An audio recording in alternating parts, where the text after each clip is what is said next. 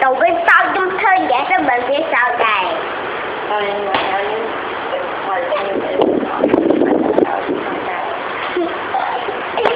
Rồi phải.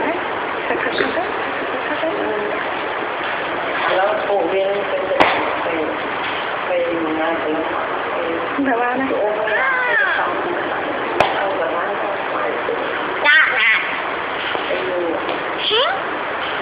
Không chồng thì chồng anh thôi, bây giờ anh thôi thì đây là mình có đi chơi thì không phải lấy ra.